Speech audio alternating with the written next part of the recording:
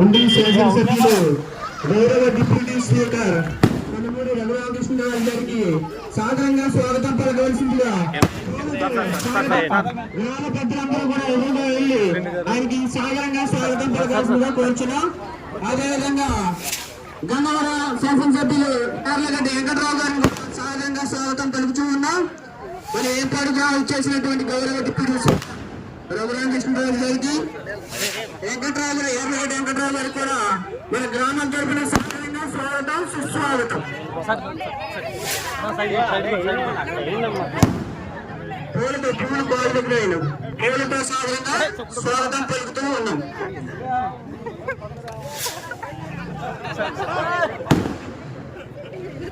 మన ఏర్పాటు పెద్దలందరూ కూడా ఆయన సహజంగా మైక్రోఫోన్స్ దగ్గరికి తీసుకురావాల్సిందిగా కోరుచున్నాం. మన రాత ఈ మైక్రోఫోన్స్ దాత అయినటువంటి వేగేశ్వర రామకృష్ణరాజు గారు, డిప్యూటీ స్పీకర్ కనుమూరి రఘురామకృష్ణరాజు గారు చేసి మైక్రోఫోన్స్ ఓపెనింగ్ చేయవలసిందిగా కోరుచున్నాం.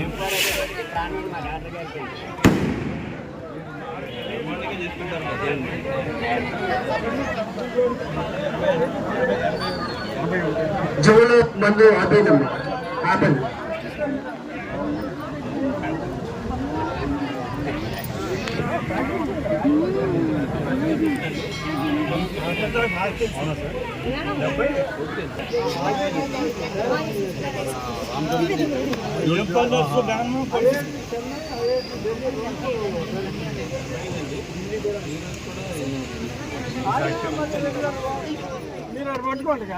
మన మాజీ ప్రెసిడెంట్ అయినటువంటి వేగేష్ నారాయణరాజు గారి చేతి ఆయన రిబ్బన్ కటింగ్ చేస్తూ ఉన్నారు. అందరూ కూడా చెప్పండి. పంచాయతీ వాటర్ ఎలా ఉండేది, ఓపెన్ అయిన తర్వాత మన ఫిల్టర్ కి వేరియేషన్ చూస్తూనే ఉన్నారు.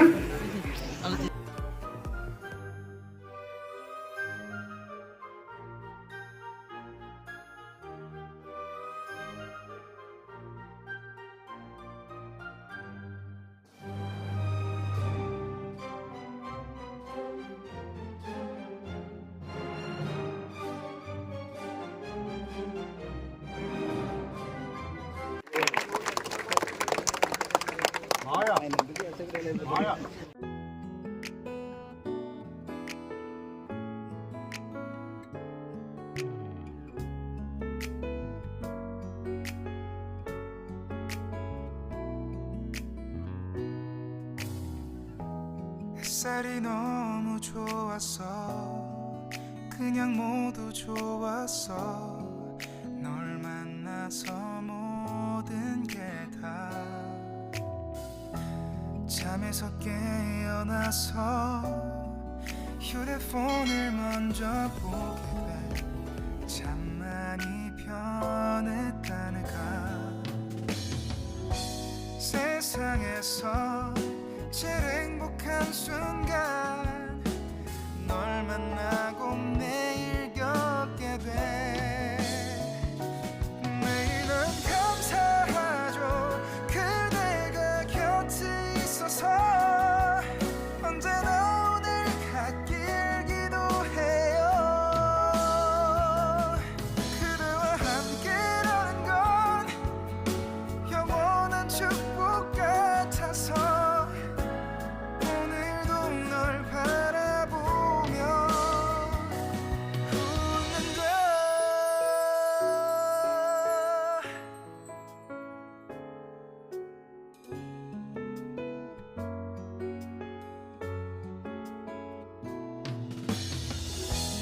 두근거리는 가슴이 좋은 기분인 걸 느껴. అదేవిధంగా మొమెంటోతో సత్కరిస్తూ ఉన్నారు.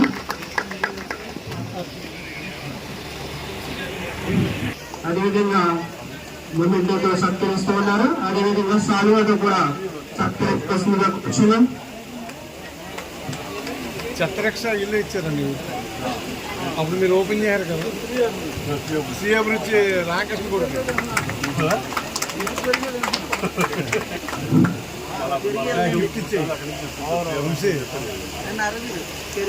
నిమ్మకాయతో సత్కరిస్తూ ఉన్నారు గౌరవంగా.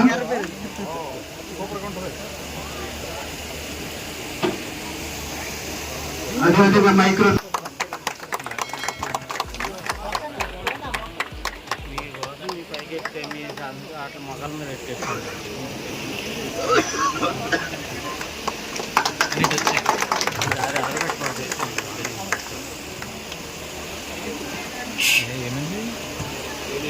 అర్థం చేసుకోవాలి అడగండి మొబైల్ క్యారీ బ్యాగ్స్ అన్ని కూడా ప్రొవైడ్ చేసి గ్రామానికి ఎంతో దాత ఆయన ఎంతో అధ్యక్షులు కూడా సాల్వాతో సత్కరిస్తూ ఉన్నారు.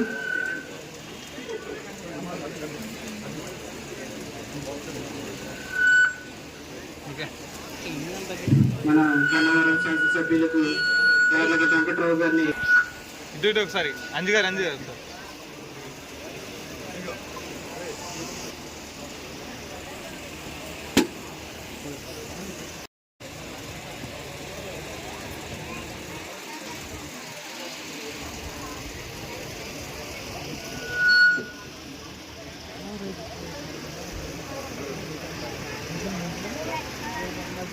మా డిప్యూటీ స్పీకర్ రఘురామ కృష్ణరాజు గారికి, సర్పంచ్ గారికి, అలాగే చిరకాల మిత్రుడు మా వ్యూసన్నప్పటి నుంచి దాదాపు 2 దశాబ్దాల పైబడి నుంచి స్నేహితుడు వెగేశ్వర రామకృష్ణరాజు గారికి, అలాగే వేదిక మీద ఉన్న అందరికీ ఈ గ్రామస్తులు హృదయపూర్వక నమస్కారం తెలియజేస్తుంది. ఈరోజు వస్తుంటే రఘురామ కృష్ణరాజు గారు శాసనసభ్యులు కూడా చాలా మంది అవుతూ ఉంటారు. ఎవరో శాసనసభ్యులుగా ఉండరు, ఎవరో ఎంపీగా ఉండరు, ఎవరో ముఖ్యమంత్రిగా ఉండరు, ఎవరో పదవి శాసనం కాదు.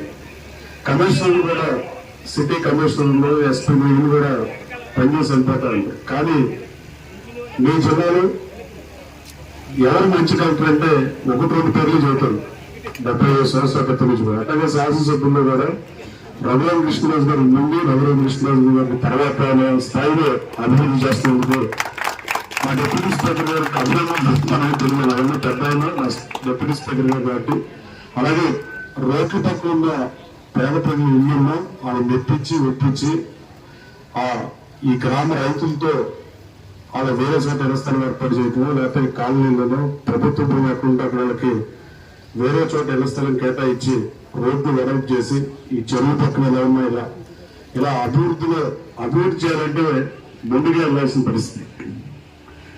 అలా ముందుకెళ్తున్న డిప్యూటీ స్పీకర్ గారికి మనస్ఫూర్తిగా అభినందనలు తెలియజేస్తూ, ఎప్పుడైనా మీ మైక్ కింద చేయకపోతే ఇచ్చినందుకు కూడా మీ నియోజకవర్గ శాసనసభ్యుడికి మీ ముందు ధన్యవాదాలు తెలియజేస్తూ, అలాగే ఈ కార్యక్రమానికి రావడానికి ముఖ్య కారకుడు మా చిరకాల స్నేహితుడు రామకృష్ణరాజు గారు ఈ మైక్రో ఫిల్టర్ ద్వారా ఏర్పాటు చేసేందుకు ఆయన మనస్ఫూర్తిగా అభినందిస్తూ, ఏ గ్రామంలోనూ ఎవరైనా మనలో ఒకరు పైకి వెళ్తే సమాజాన్ని బంద్ చేస్తారు. ఎవరో కోలింగే చైర్మన్ ఇప్పుడు పోలవర ప్రసాద్ తెలివైన అయ్యాడు.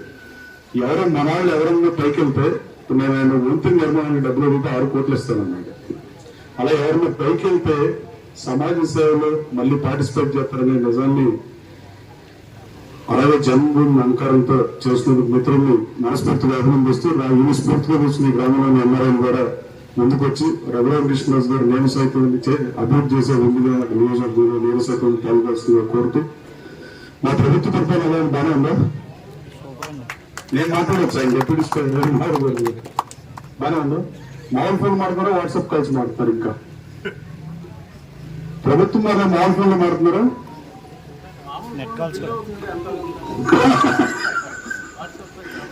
సో రాష్ట్రంలో ఎలాంటి పరిపాలన జరిగిందో అత్యంత తక్కువ అభివృద్ధి చేసిన ప్రభుత్వం ఏదంటే గత ప్రభుత్వమే, స్వాతంత్రం వచ్చిన దగ్గర నుంచి.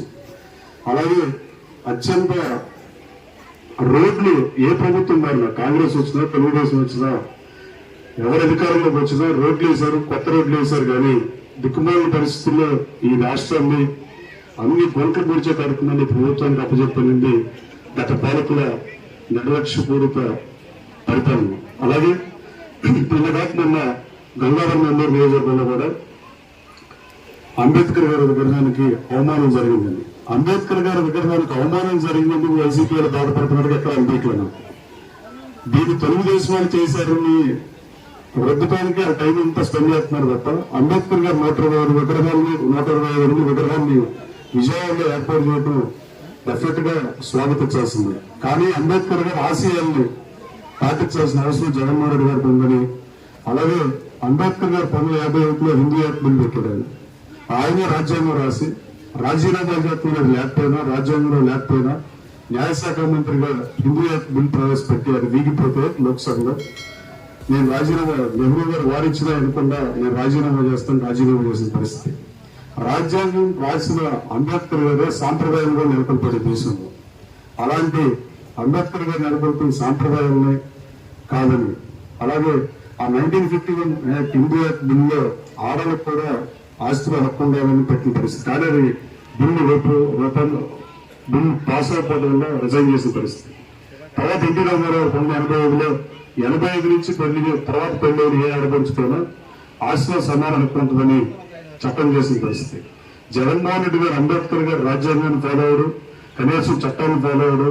5 ఏళ్ళు సభానాయకుడిగా వెళ్ళి అమరావతిలో రాష్ట్ర ముఖ్యమంత్రిగా శాసనసభకు వచ్చి ఇవాళ 11 సీట్లు ఉన్నాయి. రాజ్యాంగంలో లేని హక్కులు అంబేద్కర్ గారి రాజ్యాంగంలో అక్కడ ఎన్ని సీట్లు వచ్చో కూర్చోవడం రాయను, కానీ లేని హక్కుల కోసం మైక్ ఇవ్వలేదంటాడు. ఇంతవరకు ప్రమాణ స్వీకారం చేయడానికి ఎమ్మెల్యేగా ప్రమాణ స్వీకారం చేయడానికి మేఘన్నప్పుడు ఆయన వచ్చాడు. కానీ తర్వాత ఆయన ఒకసారి వస్తే డిప్యూటీ స్పీకర్ గారు మైక్ ఇస్తావా లేదా స్పీకర్ గారు మైక్ ఇస్తావా ఎవరో తెలుస్తాను. రాకుండానే నాకు మైక్ ఎవరని వెళ్ళిపోవటం, పారిపోవడం కాదని అడుగుతున్నాం. అలాగే అంబేద్కర్ గారి రాజ్యాంగంలోనే వదిలేసి ఎన్టీ గారు చట్టాన్ని, ఆయన చట్టానికి అతీతుడు కాదు. మాజీ ముఖ్యమంత్రి అయిన మాత్రం ముఖ్యమంత్రి అయినా ప్రధానమంత్రి అయినా ఎవరైనా రాజ్యాంగానికి లోబడి చట్టాలకు లోబడే ఉండాల్సిన అవసరం ఉంది. ఆయన చెల్లికి మాత్రం వాళ్ళ వరకు ఆస్తి పంచిన పరిస్థితి. అలాగే అంబేద్కర్ గారి విగ్రహానికి నివాళులు అర్పించడం లేక ఆయన 120 విగ్రహాన్ని ఏర్పాటు చేయడం ఏ పార్టీ అయినా స్వాగతించాల్సిందే, ఏ రాజకీయ నాయకులైనా స్వాగతించాల్సిందే. కానీ ఆయనలాగా దాన్ని రాజకీయ కోణంలో చూసి ఆయన రాజ్యాంగం మాత్రమే ఫాలో అవను, నాకు ఇవన్నీ వర్తించమని ఆయన మాట్లాడుతూ ఆయన అవివేకానికి నిదర్శనంగా నేను భావిస్తూ ఈ రోజు కార్యక్రమాన్ని అతిథిగా ఆహ్వానించిన ప్రతి రామకృష్ణరావు గారికి, అలాగే ముందు శాసనసభ్యులు ఉన్న డిప్యూటీ స్పీకర్ అగ్రకృష్ణరావు గారికి కూడా ధన్యవాదాలు తెలియజేస్తూ సెలవు. ఈ చక్కటి కార్యక్రమానికి నాంది పలికిన రామకృష్ణరాజు గారికి, ఈ గ్రామ పెద్దలు అందరికీ కూడా, ఇక్కడికి వచ్చేసిన వారందరికీ, ఈ మండలంలో ఉన్న పెద్దలు, అన్ని పార్టీల నాయకులకి నా హృదయపూర్వక నమస్కారాలు. ఈ వేంపాడు ఎప్పటి నుంచో ప్రొఫెసర్ విఎస్ రాజు గారు, సో వారి వలన ఈ ఊరి పేరు నేను ఎప్పటి నుంచో బాగా విన్న పేరు. అలాగే ఇంకా చాలామంది వేంపాడు గ్రామస్తులు బాగా తెలిసిన వాళ్ళు. ఈ ఎలక్షన్ క్యాంపెయిన్లో ఈ రోడ్లోంచి వస్తూ ఉంటే ఆ ఎంట్రన్స్ చూసి చాలా బాధ అనిపించింది. ఇది భీమవరానికి ఎక్స్టెన్షన్ అయ్యే ఫస్ట్ గ్రామం ఇది. చిన్నమూరం ఆల్రెడీ కలిసిపోయింది. సో ఆ ఎంట్రన్స్ ఇదంతా ప్రతిబంధకంగా ఉంది అని ఆ క్లీనప్, ఆ ఒరిజినల్ రోడ్డు మళ్ళీ పాత వేంపాడు ఆ రోడ్ లాగా ఉండాలి అనుకుని ప్రారంభించి ఆ తర్వాత వేణు సమస్యలన్నీ చెప్తూ ఉండేవాడు. మరి ఈ కాలువ, ఈ చెరువు, ఆ చెరువు చుట్టూ ఉన్న ఆక్రమణలు వాళ్ళందరికీ కూడా మళ్ళీ ఆల్టర్నేటివ్ సైట్లు ఇచ్చి ఈ చెరువుని బాగా చేయాలి. అలాగే ఆ గ్రేవ్ యార్డ్ కూడా మరి ఫర్నెస్ లేవు, దానికి చేయాలి. మైక్రో ఫిల్టర్ ఇవన్నీ పెట్టాలి. ఇదంతా ఈ ఆలోచన అంతా వచ్చినప్పుడు రామకృష్ణరాజు గారు ఆయనే ఫోన్ చేసి, నాగరాజు గారికి ఫోన్ చేసి, మీరు చేయవలసిన అవసరం లేదు, నేనే మీరు ఏం చేయాలో చెప్పండి, నేను రెడీగా ఉన్నాను, నేను చేస్తాను మా గ్రామానికి అని చెప్పి ఆయనే ముందుకు వచ్చి నేను చేస్తాను అని వచ్చి ఆయన ఇవన్నీ చేపట్టడం జరిగింది. ఖచ్చితంగా ఈ ఊరి వలన దేశం ఎంతో లాభం పొందింది. పిఎస్ రాజు గారు కావచ్చు, ఎందరో డాక్టర్లు, రామకృష్ణరావు గారు. ఈ ఊరి వలన దేశం బాగుపడింది. ఖచ్చితంగా ఈ ఊరికి ఏ అవసరాలు ఉన్నా కూడా ప్రయారిటీలో ఇప్పుడు ఒక పంచాయతీ ఆఫీస్ అన్నారు. సో దానికి సగం పూర్తయిన ఆ బిల్డింగ్లో వేరే నిధులతో అది ఎలాగ పూర్తి చేయాలి అనే దానికి ప్లాన్ చేస్తాం.